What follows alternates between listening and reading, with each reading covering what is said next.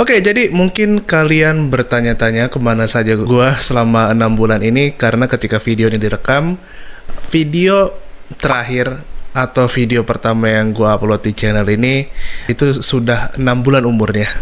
Jadi selama 6 bulan terakhir ini gua kurang lebih sedang mempersiapkan pernikahan gua, dan gua menikahi editor gua yang ngedit video pertama. Nah, jadi di video kali ini gue akan mencoba menjawab pertanyaan-pertanyaan yang muncul di video sebelumnya. Sebenarnya udah gue jawab di komennya langsung, cuman gue rasa ada beberapa pertanyaan yang cukup menarik juga untuk kita jadikan sebuah format video. Sebelumnya mohon maaf juga kalau kalian mendengar ada suara kipas angin di background, karena ini video direkam dalam kondisi sedang tinggi-tingginya heatwave di Jerman, dan kalian bisa melihat segala macam berita soal heatwave itu, dan ada yang sampai meleleh katanya tiang lampu merah. Terus mulai muncul sentimen soal orang-orang yang anti pakai AC. Gue sendiri belum beli aja sih, tapi kalau ada AC gue beli AC. Ini gue masih pakai kipas angin gue dari tahun lalu. Tapi singkat cerita, the show must go on. Jadi kita akan coba baca komen-komen yang muncul atau pertanyaan-pertanyaan yang muncul di kolom komentar pada video sebelumnya. Gila gaya banget ngomongnya, kayak gue udah punya banyak video, paling cuma 1 biji doang, itu pun udah 6 bulan yang lalu.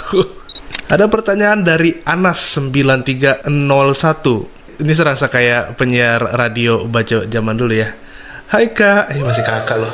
Maaf bertanya, kalau sudah PPDS di Indonesia dan ingin bekerja di Jerman, jalurnya seperti apa ya kak? Jujur nggak ada bedanya. Sebenarnya apapun status pekerjaan lu di Indonesia, ketika lu nyampe ke Jerman ya udah lu menjalani lagi semua program penyetaraan yang aprobasi apa segala macem. Cuman ketika lu sudah pernah PPDS di Indonesia, tentunya bisa lu cantumin di CV lu, dan itu akan kelihatan lebih wah aja gitu untuk memberi kerja, karena paling nggak mereka tahu oke, nih orang kagak baru-baru amat gitu loh. Dia pasti sudah punya pengetahuan di bidang ini sebelumnya, dan dia sudah lebih bisa langsung siap pakai dibandingkan sama mungkin sama calon-calon PPDS lain yang lagi ngelamar. Nah, tapi perbedaannya itu ada kalau seandainya lu sudah jadi dokter spesialis di Indonesia, terus kemudian lu pengen lanjut di Jerman untuk kerja sebagai dokter spesialis. Karena kebetulan gue ada satu senior di tempat gue yang dia sudah lulus di negara lain, terus kemudian dia pindah ke Jerman bersama istrinya. Nah, kalau waktu itu yang gue tangkap dari dia adalah dia penyetaraan kayak yang di video pertama sampai ujian aprobasi, terus kemudian gak lama kemudian dia daftar untuk ujian dokter spesialis. Ujiannya kayak apa? Kagak tahu, gue belum pernah. Cuman kata dia kurang lebih tidak penuh dengan OSCE seperti yang ada di Indonesia atau di India gitu misalnya. Berikutnya, ini ada pertanyaan dari Philbertchen 1892. Dok, sekarang saya proses kirim dokumen. Saya rencana kirim ke BW. Mungkin bahasa Baduy Tembak kali yang ada di sebelah selatan. Terus mau tanya dok, kira-kira Wartezeit atau waktu tunggu untuk keluar defisit besar itu kira-kira berapa lama ya? Apakah ada rekomendasi saya harus kirim ke Bundesland mana? Vilendang dok. Berapa lama tuh beda-beda ya. Cuman untuk yang secara umum di gue sama di beberapa teman-teman yang lain tuh kira-kira sekitar 1 bulan sih. Lu bisa expect sekitar 1 bulan. Sebenarnya pertanyaan yang lebih sulit adalah apakah ada rekomendasi saya harus kirim ke Bundesland mana? Karena Bundesland tuh punya reputasinya masing-masing. Kayak misalnya tempat gue di NRW, gue punya ujian di Munster, dibilang katanya ujiannya brutal, pengujinya rasis. Banyak banget teman-teman gue yang dari Syria, Palestina segala macam ngomong kayak gitu. Cuman pada akhirnya gue rasa ujiannya sangat fair sih. Apa yang mereka tanyakan, level pertanyaannya sangat fair sih. Gue nggak tahu apakah waktu itu gue termasuk orang yang beruntung dapat penguji yang baik.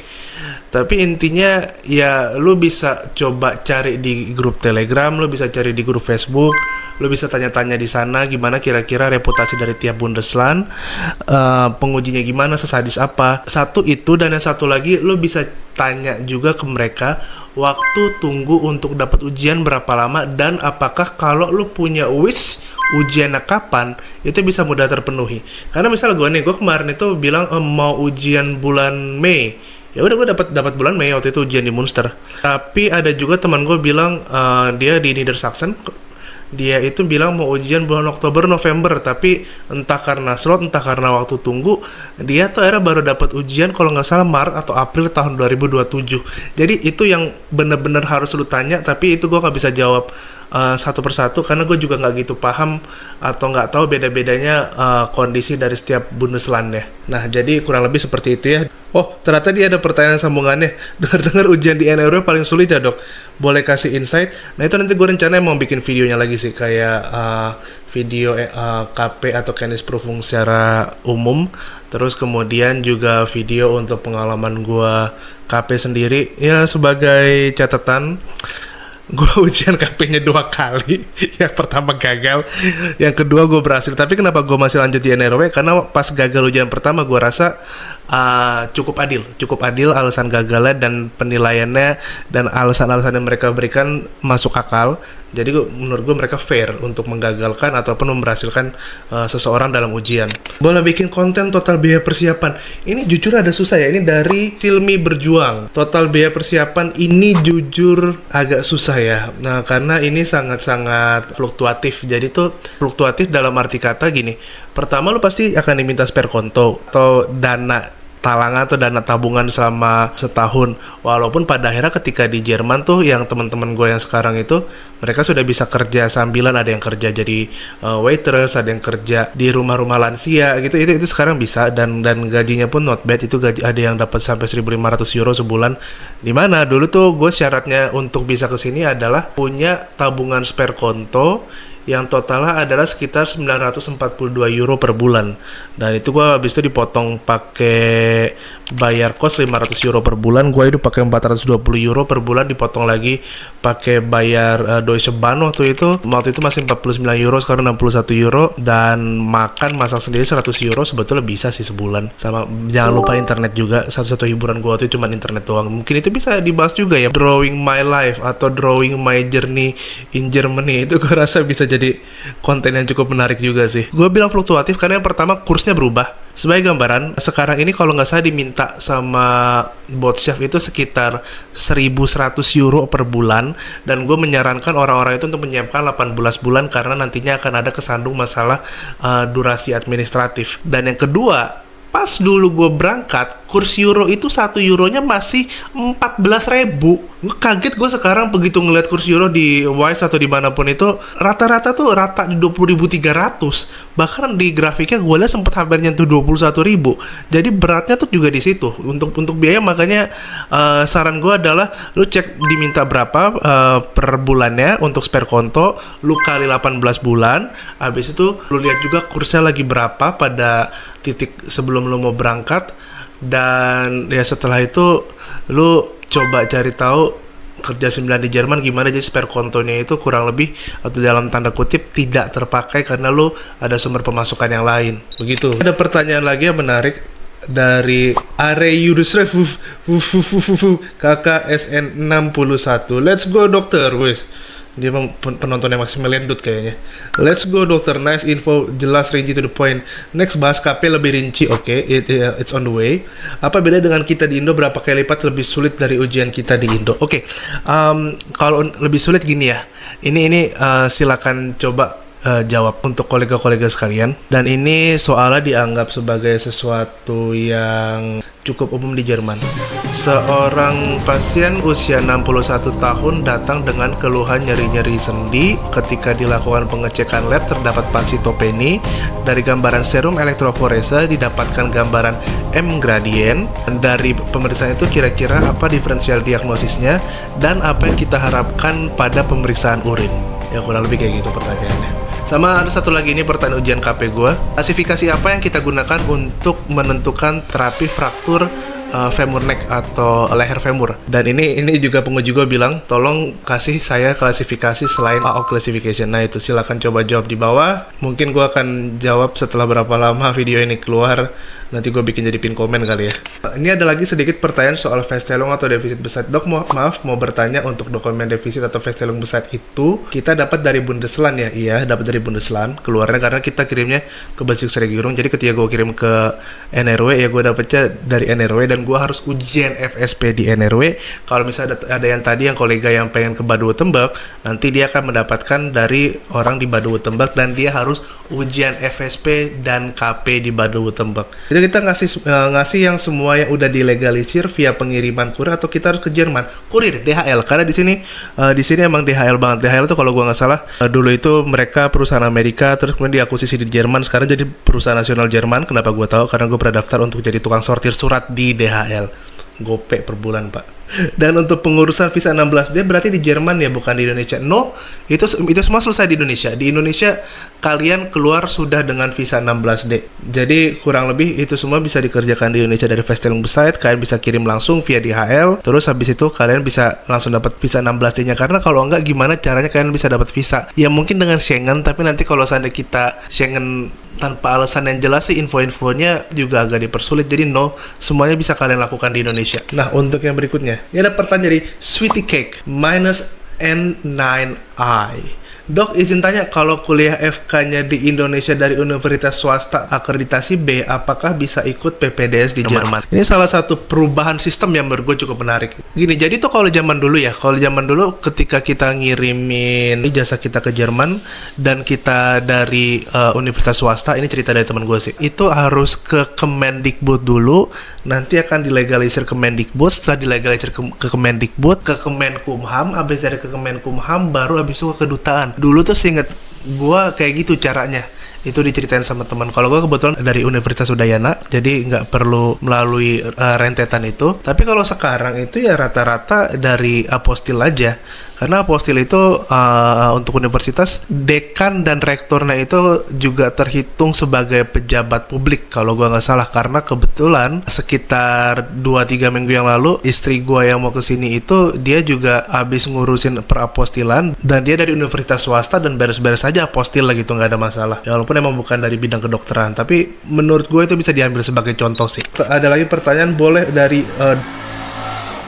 BTW fun fact, sekarang mulai makin banyak orang-orang sini yang lebih pilih punya motor. Bisa nemu-nemu model-model NMAX di sini lagi malah melintang di Jerman. Terus ada lagi ini dari Dani minus KD3XL.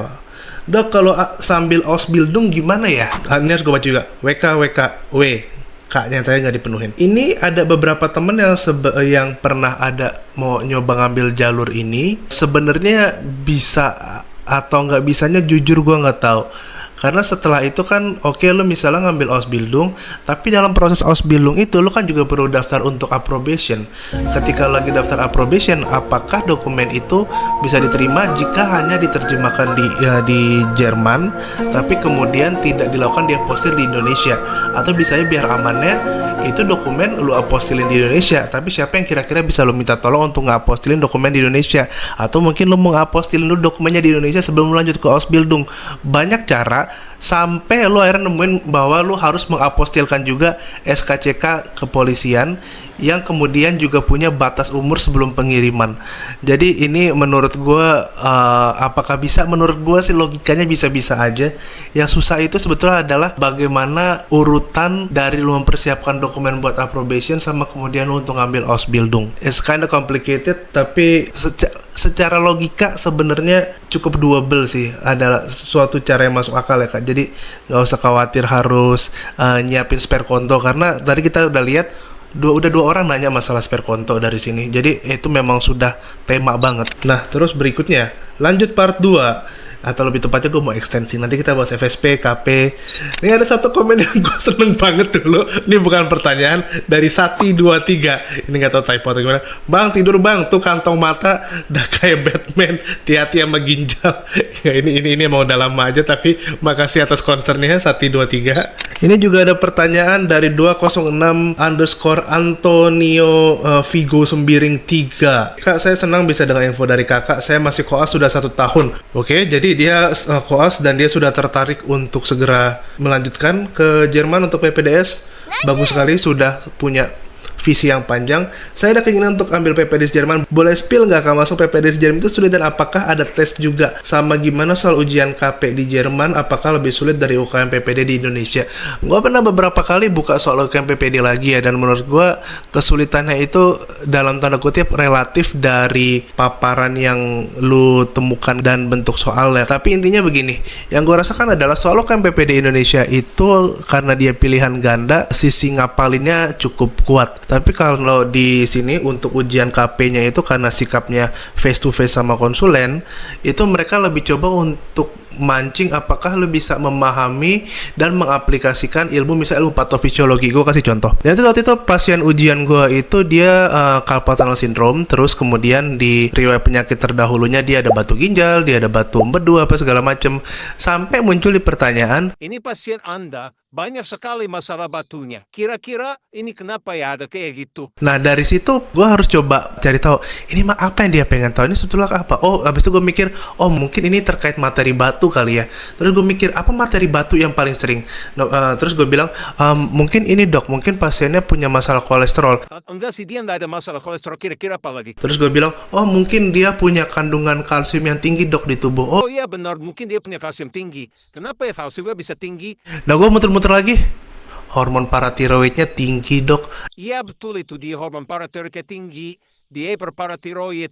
Nah jadi tuh dia dari satu pertanyaan itu, dia tuh sebetulnya pengen mengarahkan ke soal hiperparatiroid dan tata laksananya, gimana ternyata harus direseksi lah hormon paratiroidnya, terus post operatif nanti ada masalah apa. Itu dari pemahaman patofisiologi. Jadi tuh bukan misalnya kayak berry sign itu tanda penyakit apa, atau jika ditemukan ini berarti sakitnya apa, ditemukan hasil pemeriksaan ini sakitnya apa. Nggak, mereka lebih kayak ngolah cara bertanya dan tuntutan cara pikir sih kurang lebih. Tapi kalau untuk ujian untuk masuk ke bagian atau bidang tertentu itu pulang nggak ada ujian khusus. Itu bentuknya lebih kayak lu daftar kerja aja, bilang saya tertarik di bidang ini. Habis itu ya udah lu mulai di bidang itu. Misal lu daftar di THT walaupun lu sebelumnya nggak punya simposium THT, lu nggak punya ini itu yang kegiatan-kegiatan THT, tapi habis itu bilangnya saya punya ketertarikan, saya mau hospitasi di sini. Terus kemudian setelah hospitasi ternyata lu nya suka, lu juga menunjukkan lu mau belajar, lu bisa. Terus konsulen juga seneng karena ngeliat lu mau belajar, ya udah lu mulai di bidang itu. Jadi kalau bisa gue bilang mungkin ujiannya justru ketika lagi dalam masa trial lah itu kali ya, lu bisa menunjukkan atau enggak bahwa lu ada ketertarikan di bidang ini. Oke, next. Dan ini sekali lagi muncul dari Valerian Sadila 8651. Ini pertanyaan juga terkait KP. Terima kasih banyak dok. Izin dok untuk pengalaman saat ujian KP, apakah boleh di-sharing? Dan dulu belajarnya gimana? Belajarnya pakai Ambos. Terus yang kalian butuhkan adalah simulasi, entah simulasi sama nemu orang yang bisa diajak simulasi, atau dulu yang gue lakukan adalah gue simulasi sama ChatGPT. Gue bikin prompt sedemikian rupa dan gue pakai ChatGPT Plus waktu itu yang bayar 23 euro sebulan. Itu brutal. Soalnya tuh brutal asli dari ChatGPT itu, soalnya susah banget. Makanya pas gue ujian beneran, gue malah lebih tenang. Dan satu lagi, ketahuilah tipe belajar kalian kayak apa. Apakah kalian lebih auditorik atau kalian lebih suka dalam tanda kutip main game kayak gue, kayak bahas soal, bahas apa segala macam. Temukan itu sebelum ujian KP sehingga kalian tahu nanti belajar KP kalian mau pakai style apa. Boleh nanti mungkin ini lebih baik dibikin video terpisah emang sih, karena cukup panjang juga. Dan muncul lagi pertanyaan untuk KP dari K. Van Dwi Aditya 6241. Thank you so much for the insight dok. Oh iya, untuk persiapan KP belajar sendiri ada materi khusus dok atau ada bimbel? Nah bimbelnya ada. Bimbel KP itu memang ada dan mulai ada bisa Medidosio namanya. Terus ada juga yang mulai buka dari Diakoni itu di Mulheim. Mereka buka juga sekarang dan gue yakin bakal makin banyak ke depannya sih. Terus ada pertanyaan, dan apakah bisa dipersiapkan di Indo? Bisa, karena untuk belajar KP nanti akan gue kasih lihat beberapa buku kumpulan soal, dan buku kumpulan soal ini kan bisa beli PDF-nya sebenarnya. Ya ada cara lain sih, cuman kita off the record aja lah ya. Tapi kalian bisa beli PDF-nya. Kalian bisa beli PDF-nya di buku Thalia atau Lehman GmbH. Dari PDF itu kan tinggal lihat aja, ada 70 soal interna yang ditanyain. Nanti dari itu kalian akan tahu apa yang ditanya, sedalam apa. Contoh misal sedalam apa tuh dosis obat tuh hampir nggak pernah ditanya. Yang penting ada kalian tahu obatnya apa dan cara pakainya gimana, karena pada akhirnya dosis cari lagi nanti. Next. Izin bertanya dok, kira-kira untuk bekerja di Indonesia sendiri untuk safe spotnya berapa tahun dok sebelum daftar ke Jerman? Lalu apakah IPK pada S1 penting dok seperti harus cum laude? Untuk persiapan dok, dan lagi-lagi ini masih koas dari @raffi9344. Ini karena pengalaman pribadi ya, karena gue tuh dulu harus nabung juga sih. Gue kerja itu sekitar 2 atau 3 tahun waktu itu sebagai dokter UGD di salah satu rumah sakit swasta di Bilangan Jakarta Selatan, dan itu dari sana banyak hal-hal atau banyak mindset yang akhirnya berkembang sih, kayak cek lab awal atau mulai gerojok cairan, mulai noradrenalin, katekolamin segala macamnya gimana. Itu hal-hal seperti itu gue pelajari ketika lagi jaga UGD, lebih kayak ngebangun sense-nya tuh dari sana karena lu dikejar waktu banget gitu. Dan yang kedua masalah IPK, jujur IPK nggak pernah dipertanyakan sih di sini. Yang penting lu pada akhirnya lulus KP, terus lu bisa nyambung sama kolega lu ngomong apa. Lanjut videonya dok soal kehidupan PPDS di Jerman dari @Days. Ya sayangnya di Jerman tuh membuat a day in life tuh agak susah ya, karena ada yang namanya Datenschutzerklärung. Jadi misal lu rekam-rekam apa segala macam, jujur kalau nggak ada yang ini yang resmi susah sih. Karena kalau lihat dokumentasi kehidupan kedokteran di Jerman itu rata-rata dilakukan oleh media lama atau legacy media atau yang sudah punya izin jelas kayak ZDF, habis itu ARD, Galileo, atau contohnya bisa kalian nama programnya Lebensuntot Charité. Rata-rata melalui proses perizinan yang cukup kompleks sebelum mereka boleh rekam-rekam di rumah sakit. Jadi ya itu agak susah jujur, mungkin bisa cerita kapan-kapan ya. Ini salah satu komen pertama, dan ini komennya dari Lola Fedora. Lola, ini boleh gue sebut nggak role lu apa? BTW selamat untuk Lola yang baru saja lulus ujian dokter spesialis. Dia baru lulus ujian Fachartsprüfung. Kapan-kapan kita tarik untuk wawancara kali. Tambahan untuk daftar ujian spesialis, ada surat dari Chefarts atau kepala bagian tempat terakhir kita kerja kalau kita udah siap untuk menjadi dokter spesialis. Penjelasannya agak bikin merinding. Offizielle Facharztzeugnis oder Bescheinigung der Facharztreife von Weiterbildungsbefugten, die bestätigt, dass sie die geforderten Fähigkeiten und Kenntnisse erworben haben und zur Prüfung zugelassen. Intinya adalah suatu konfirmasi bahwa kita atau seorang peserta Weiterbildung atau peserta PPDS itu sudah mengembangkan suatu pengetahuan yang diperlukan untuk menjadi seorang dokter spesialis. Ya, jadi kurang lebih seperti itu untuk sesi menjawab pertanyaan dari komen. Nanti kita akan coba lagi bikin sesi seperti ini kalau ada pertanyaan-pertanyaan menarik dari video-video gue yang lain. Tapi yang pasti kalau kalian suka dan kalian tetap berniat ke Jerman oh ini, kalau orang bilang zaman dulu, rapatkan gigi kalian, lipat lengan baju dan kuat-kuat, karena ya jujur untuk sampai ke sini perjuangan dan waktu yang ditumbalkan sangat luar biasa banyak. Jadi tetap semangat dan sampai bertemu di Jerman. Semoga sukses terus. Apa sih, gua gak punya penutup? Salam damai. Apa sih? Off.